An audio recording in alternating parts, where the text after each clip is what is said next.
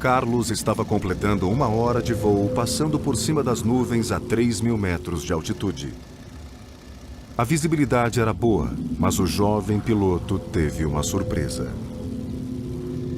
Estava tudo normal, mas de repente eu tive a sensação de estar sendo observado. Então eu me virei e percebi que na parte de cima da asa do avião tinha um objeto.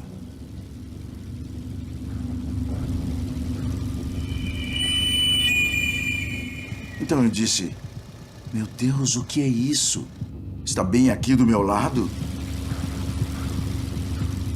Então, em 3, 4 segundos, a mesma sensação que eu tive do lado esquerdo, eu tive do lado direito. Era um outro objeto. Foi nessa hora que eu comecei a ficar muito nervoso de verdade.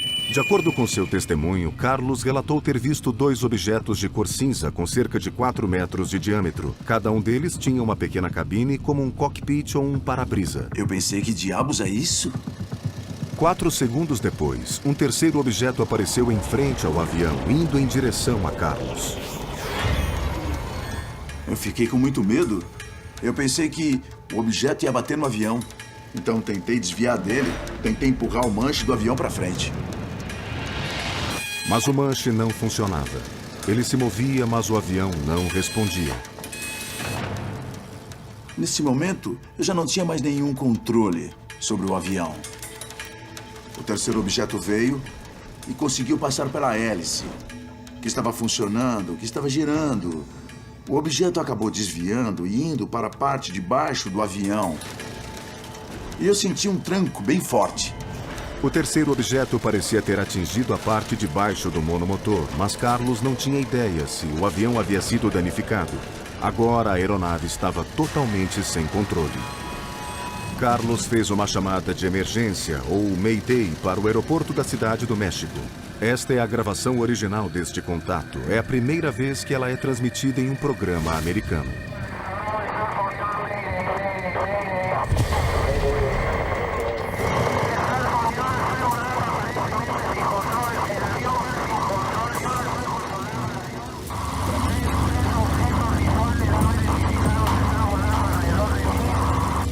Então, o avião de Carlos começou a mudar seu curso dramaticamente. Ele subia cada vez mais, incessantemente, e ele não podia fazer nada. O avião chegou a 4.500 metros de altitude.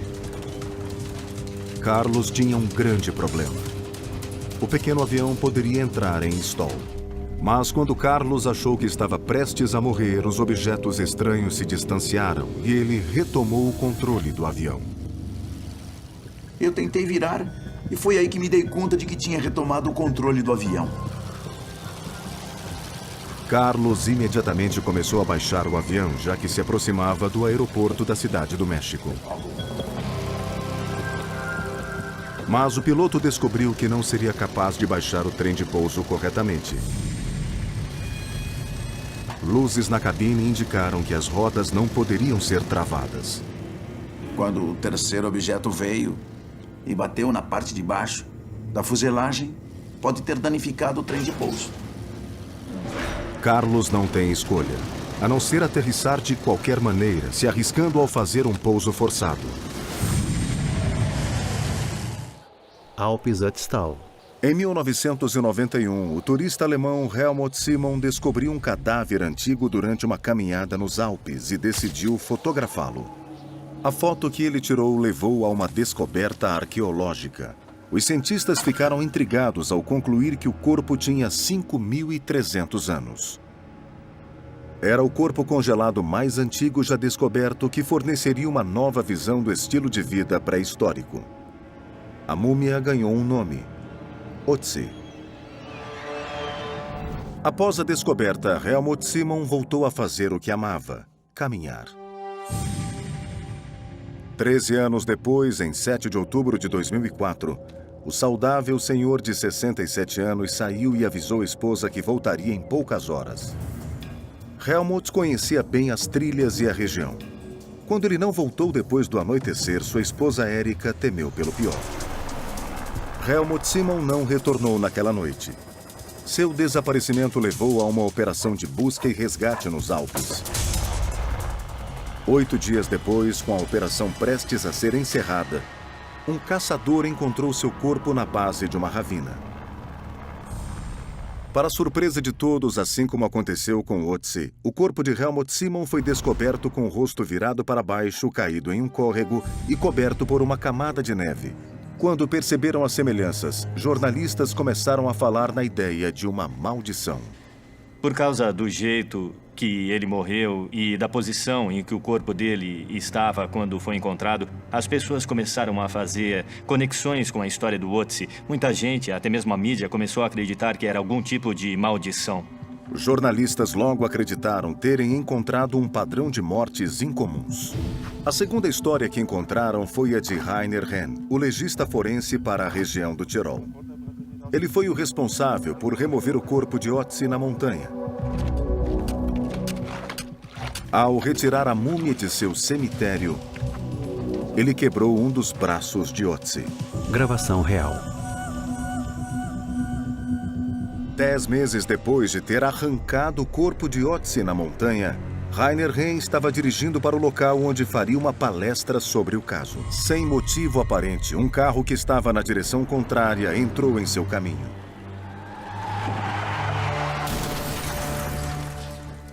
Foi uma colisão frontal. Sua esposa sofreu apenas pequenas lesões.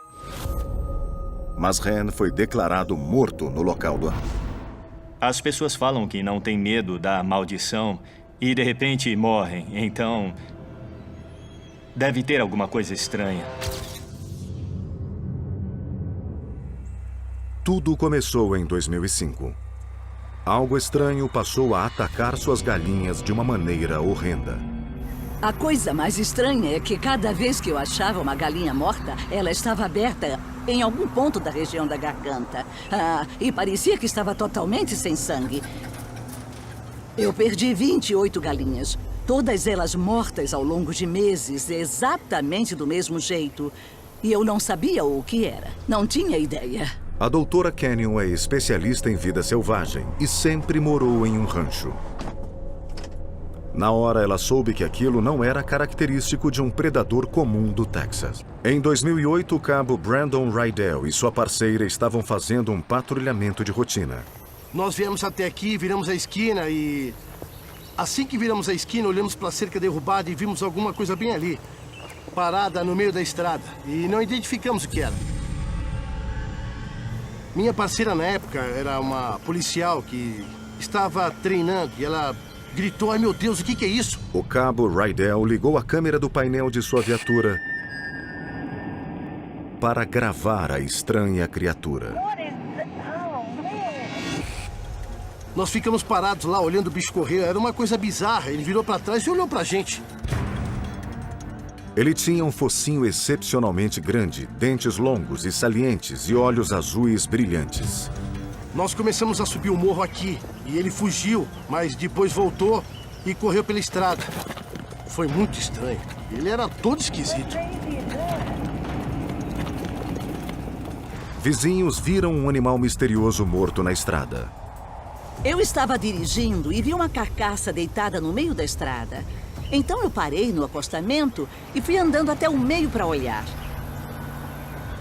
Eu fiquei meio apreensiva porque eu nunca tinha visto nada parecido com aquilo. A doutora Canyon viajou o mundo estudando a vida selvagem e estava convencida de que esta criatura era algo verdadeiramente único. O animal tinha olhos brilhantes e azuis. A pele dele era parecida com a de um elefante. Ele tinha um grande excesso de pele na região entre as orelhas e isso era o suficiente para eu poder puxar com a mão e levantar uns 5 centímetros de pele. Era um animal feio.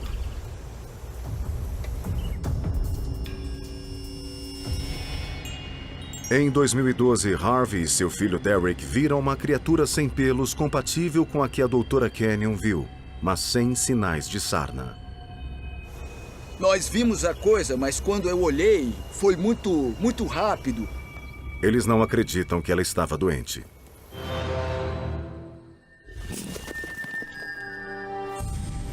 Eu fiquei bem perto, então o bicho ficou na minha frente.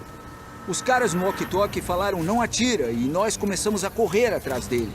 Ele passou pelo nosso riacho, correu no meio das árvores, depois subiu o morro e foi para o campo aberto. Os caçadores experientes não tinham ideia do que era. Derek estava determinado a alcançá-lo para descobrir. A criatura conseguia correr a cerca de 70 km por hora, uma velocidade maior do que a alcançada por um coiote saudável. Nós ficamos com muito medo de dirigir rápido daquele jeito no campo aberto e sem conseguir chegar perto, ele não deixava. O que quer que fosse, não era um coiote com sarna. 17 de novembro de 2012. Vilarejo de Sivanagala, sudeste do Sri Lanka. Um dia típico da estação das monções, com chuva torrencial. Mas há algo muito diferente nesta chuva. O aguaceiro inicial foi repentino e durou mais de 15 minutos. Mas era só o começo. As pessoas desta parte do mundo estão acostumadas com chuva pesada, mas não com chuva cor de sangue. Elas ficaram assustadas demais para sair de casa. Choveu praticamente sem parar por 60 dias. As pessoas viraram reféns da misteriosa chuva vermelha e temiam que sua água potável estivesse contaminada. Para acalmar o pânico crescente, o governo foi obrigado a intervir. Well, a team of 6 specialist doctors have been appointed by the Ministry of Health to investigate the wet rain experience in the Savanagala area. Uma corrida contra o tempo teve início enquanto os investigadores trabalhavam para garantir que a água poderia ser consumida. Em 12 horas, nós já tínhamos as primeiras amostras de chuva vermelha para examinar. Havia um clamor público para saber o que era. Nós conseguimos fazer uma análise química, mas não pudemos afirmar o que era de maneira conclusiva. O físico indiano Godfrey Lewis examinou amostras da chuva. Fica muito claro nas imagens que não são partículas de poeira. Partículas de poeira não têm esse formato regular, não têm essa leveza que vemos aqui. E também não são transparentes. O professor Lewis encontrou algo bem mais intrigante do que poeira. As partículas pareciam estar vivas.